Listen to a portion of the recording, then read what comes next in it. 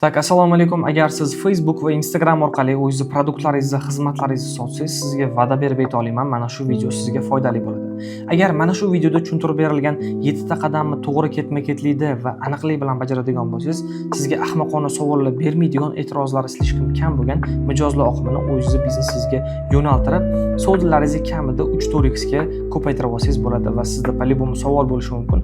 Sen o'zi kimsan va nimaga mana shu mavzuda seni eshitishimiz kerak? Ismim Ulug'bek, xudo xolasa marketing, targeting sohasida 3 yildan beri faoliyat yuritib kelamiz va hozirgacha 20 tadan ortiq tadbirkorlarni reklamaga pul sarflab maksimal daromad qilishlariga yordam berib kelamiz. Video taxminan 15-20 daqiqa davom etadi. Siz mana shu vaqtingizni Reels ko'rib yukinsam, keraksiz boshqa narsalarga ham ishlatib olishingiz mumkin. Lekin agar mana shu videoni ko'rib chiqadigan bo'lsangiz, bizdan real case'larda ishlagan va sizning biznesingizga sifatli mijozlar oqimini yo'naltirib bera oladigan 7 ta qadamni to'liq tushuntirib beraman va siz buni to'liq o'rganib chiqib, o'zingiz biznesingizda qo'llaydigan bo'lsangiz, yuqorida aytib o'tganimdek, savdolaringizni kamida 3x, 4x ga ko'paytirib olsangiz bo'ladi. Sizni hozir birinchi qilishingiz kerak bo'lgan ish mijozlaringiz orasida kasdef o'tkazish. Sizdan hozir produktlaringizni, xizmatlaringizni sotib o'tgan mijozlaringiz nima sababdan sotib olishyapti? Nega aynan raqobatchilaringizdan emas? Sizning qanaqa afzalliklaringiz bor? Yoki bo'lmasam sizga lead bo'lib tushgan, lekin ma'lum bir sabablarga ko'ra sotib olmagan mijozlaringiz nima sababdan sizdan sotib olishmayapti? Raqobatchilaringizdan olishyapti. Raqobatchilaringiz qanaqa afzalliklari bor? Yoki bo'lmasam leadlaringiz orasida shunaqa mijozlar borki, ma'lum bir sabablarga ko'ra sizning produktingizni, sizning xizmatingizni sotib olishni kechiktirishyapti. Aynan nima sabab bo'lyapti? Aynan mana shu kasdef o'tkazganingizdan keyin ularga, конечно, kichkina sovg'a berish evaziga offline yoki bo'lmasam telefon orqali bo'lishi mumkin bu kasdef. Siz, конечно, buni analitikasini qilib, o'zingiz offerlaringizga, o'zingiz produktingizga o'zgartirishlar, qo'shimchalar kiritsangiz bo'ladi. Yana ham offerlaringizni, produktingizni kuchliroq qilgan bo'lasiz. Va ko'pchilik bu narsaga juda ham oddiy deb qaraydi. Meni gaplarim ham oddiy tuyulayotgan bo'lishi mumkin. Любой marketolog yoki bo'lmasam, любой tadbirkor, SMM manager auditoriyangizni chuqur o'rganing deyishi mumkin.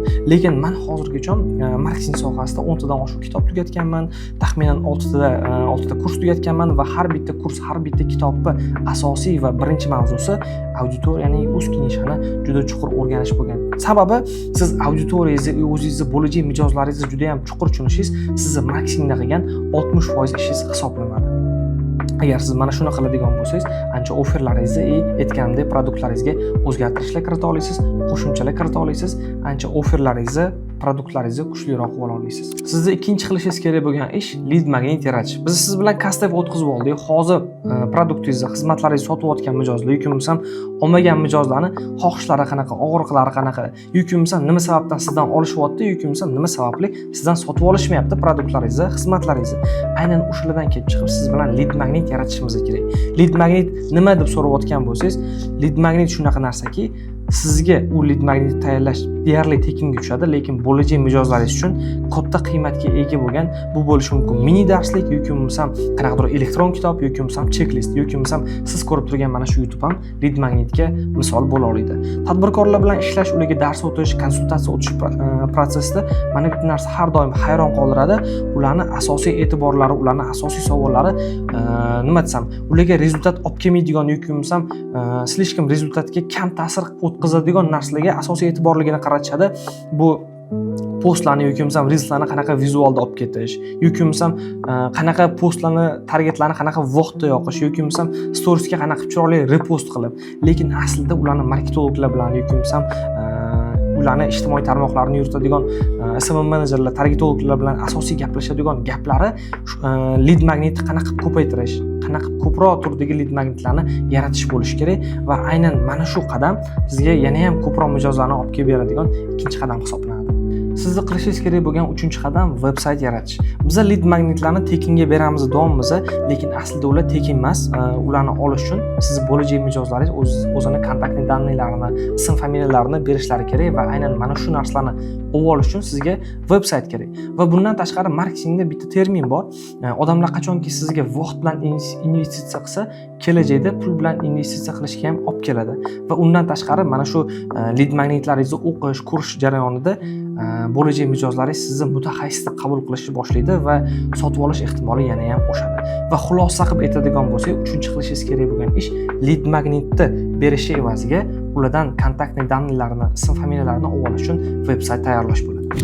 Tak, sizni 4-qilishingiz kerak bo'lgan ish kreativlar yaratish. Bizda katta lead magnet bor, katta darsligimiz bor.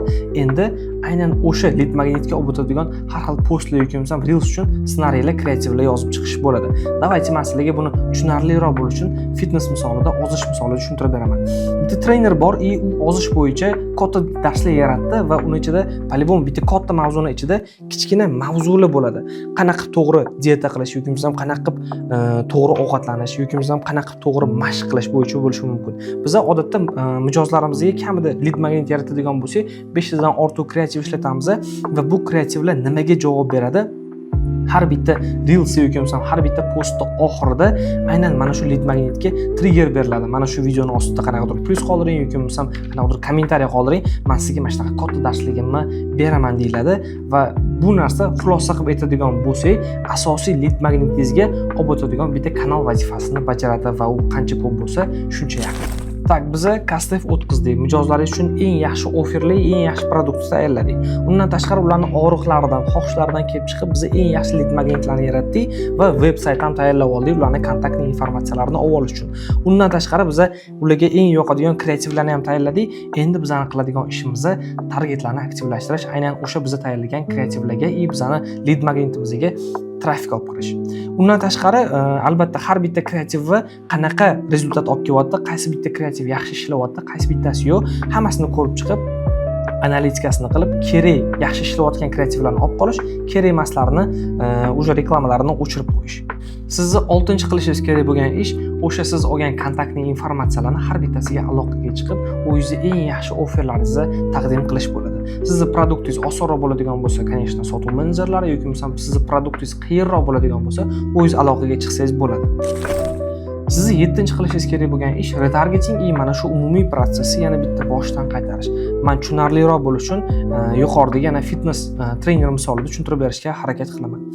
Shunaqa mijozlari bo'lishi mumkin, fitness trenerlar ularga ozish kuchli og'riq yoki bo'lmasam kuchli xohish bo'lmasligi mumkin. Ularning ozgina ortuvchi ves bor, ularning asosiy xohishlari o'zlarida ideal tana qurish bo'lishi mumkin va ular mana shu birinchi berilgan lead magnetda kreativlar orqali o'tib, ma'lum bir sabablarga ko'ra, ya'ni o'sha qo'rquvlari, ularning xohishlari kuchli bo'lmaganligi uchun, kuchli yetkazib berilmaganligi uchun sotib olmay chiqib ketgan bo'lishi mumkin. Ularga retargeting funksiyasi orqali, например, 60 kun ichida ideal tanangizni quring degan lead magnetni berish ularga kuchliroq ta'sir qiladi, sotib olishlariga kuchliroq sabab bo'lishi mumkin. Men sizlarga tushuntirib bermoqchi bo'lgan 7 ta qadam mana shulardan iborat edi. Biz hozirgacha hamma proyektlarimizda mana shu Men sizlarga tushuntirib bermoqchi bo'lgan 7 ta qadam shulardan iborat edi. O'ylaymanki, sizlarga foydali bo'ldi. Agar mabodo tushunmagan joyinglar bo'lsa, qanaqadir qo'shimcha savolinglar bo'lsa, kommentariyada yozib qoldiringlar. Men обязательно javob beraman. Yoki bo'lmasa mana shunday raqamlarga aloqaga chiqsanglar bo'ladi.